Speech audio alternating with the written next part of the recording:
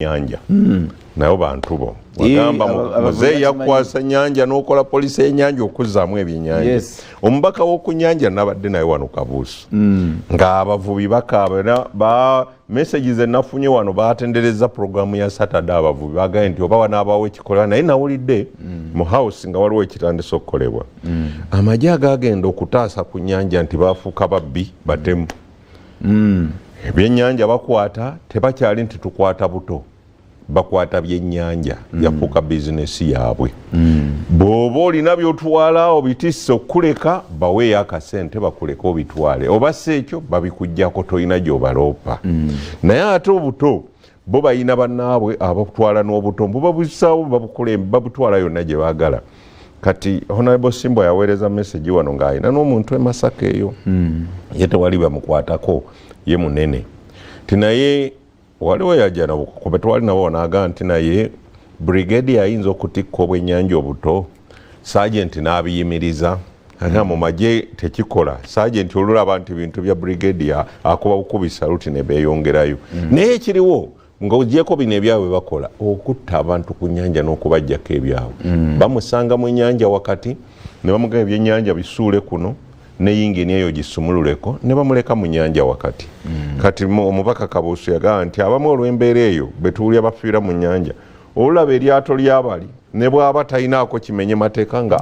akambadduke ng'abuuka agwa mu nnyanja ti abamu be bafiirayo we bali. Mwami Kaddu Mukasa njagala bannanga batulaba nze nagamba ebyange temubamu politics njagala wekisooka twagale eggwanga lyaffe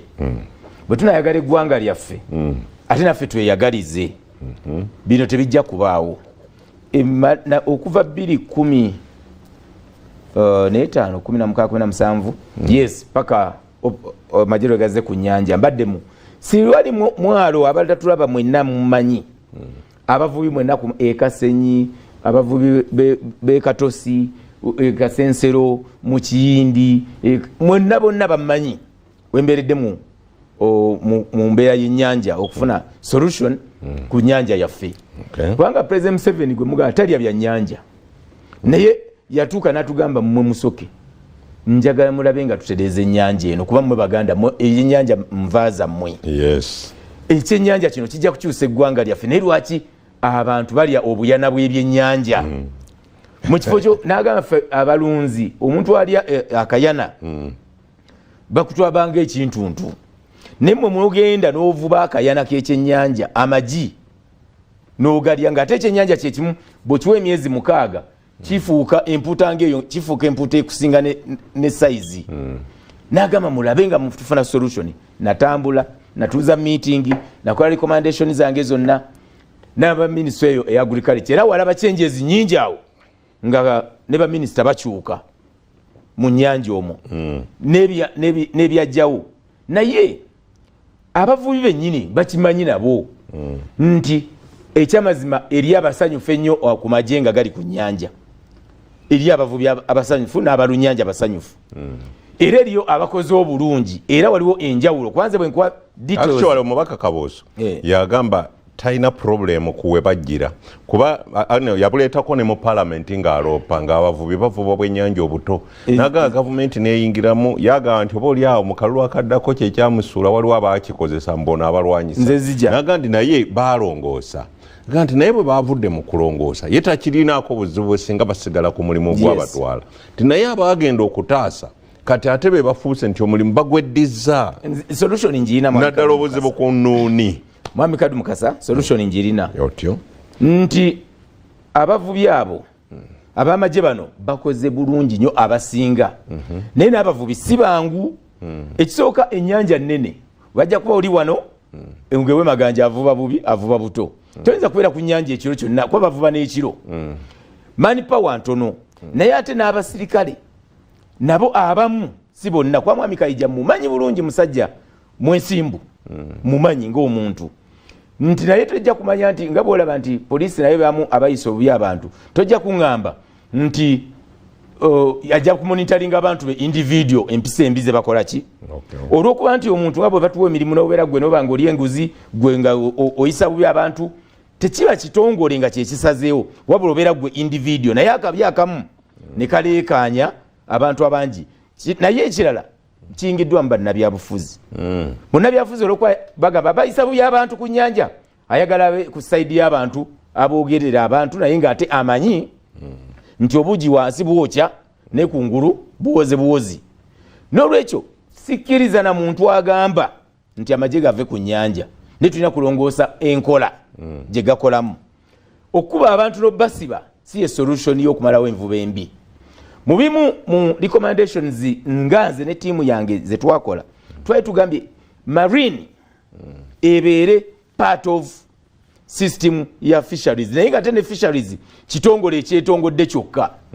buli lwonoleka fisheries mu ministry ya agriculture animal husbandry naki mbakakasa mukole research kigende ku rekodi okigamba nga abantu tetugenda kufunawo kuteerera mu nnyanja nga tulesa aba fisheries bokka fisheries tulina gireka yokka ng'ekitongole because it is a strategic resource ne buli lwonongamba nti eri under ministry ya agriculture ate nga yo ministry tebaagala kugijjayo kubanga babafiirwa fisheries must be we recommended for the dispensation of the law management and dispensation of the law nga amateeka gali obsolete agafuga ennyanja gakolebwa 1951 ng'abazungu be bagakola abazungu nagamba be baleeta n'engege okujja mu nnyanja Lake Victoria teyaliimu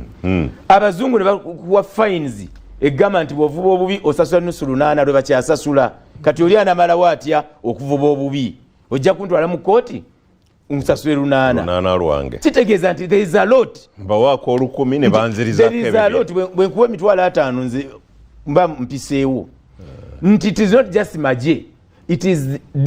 management and dispensation tulina okulaba fisheries sector nga resource y'eggwanga esinga ne oil gwe muli mu kulwanira tugimanaginze tutya ne tulaba nti erina processes mu kulunda ebyennyanja ne mu kuvuba tuyinza ennyanja ogirekamu emyezi 6 oba 3 ebyennyanja ne bikula ako n'amateeka ge geetaaga nga kino kisa marine ensi yonna ebyennyanja bikuuma basirikale most of the countries gende Ghana David President Rawlings yateekako amagye ennyanja neetereera gende France genda Canada Coastal Marines bonna bakuumwa ki bakuuma byannyanja nanvuba ku nnyanja ndowooza tutunuulire n'ekyamagye bwe kiba nti gabeereyo nago gasigale ku mulimu ogwagatwaza galina okuba ne system ekitongole kino bwe kinajja nga bwolaba wildlife amagye gaayo oyira gayisa bubi abantu kubanga gabeera managed within the system naye wano amagye gaawukanye nze nga analyst amagye gaawukana ne ministry ya fisheries ffe tuli banene bakama baffe bamagye ate ffe naffe tulina obuvunanyizibwa ku fisheries naye bamukola ekitongole nga authority oba agency under ministry oba president gyolese evuddeyo bulungi aba wildlife balina abasirikale abatendeke akwira wildlife n'aba fisheries babafunire abasirikale abatendeke nga balipootinga oyo yakulira ekitongole kino ekya fisheries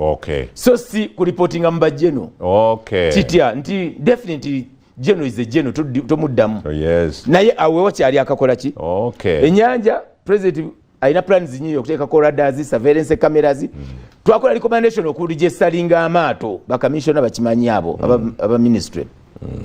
nga bwolaba bwowadde ogamba ekyaba akawunga nga buli asanga yateeka eryato mu nnyanja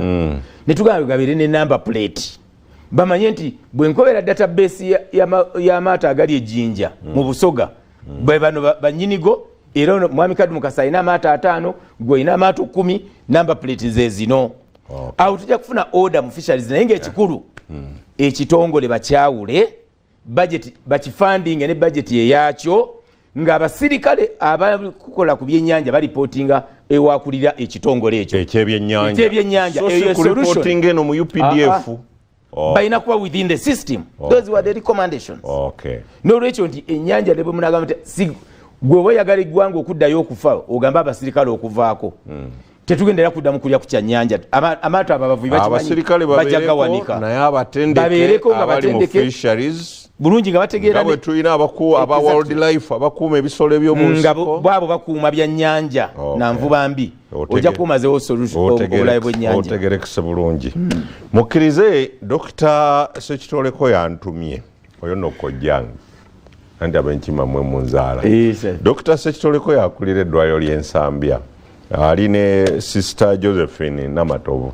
ne baŋŋamba nti mbagambe ndi nga 12 omwezi guno gwe tandise olwaleero bajaguza emyaka 10 ab'Ensambya St. Francis Hospital training balina webatendekera abasawo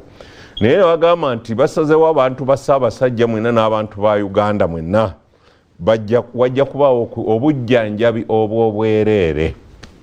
nga balabira ku Ssaabasajja bwajja akola nassawo olusiisira najjanjaba abantu ku bwereere. Nsambya Hospital ejja kubajjanjabira bwereere nga bajaguza emyaka 10 bukyatendekero lino litandikibwawo eri abasawo Ensambya. Dr. Sekitoleko alikulira ne Sister Josephine Namatovu be bantumi.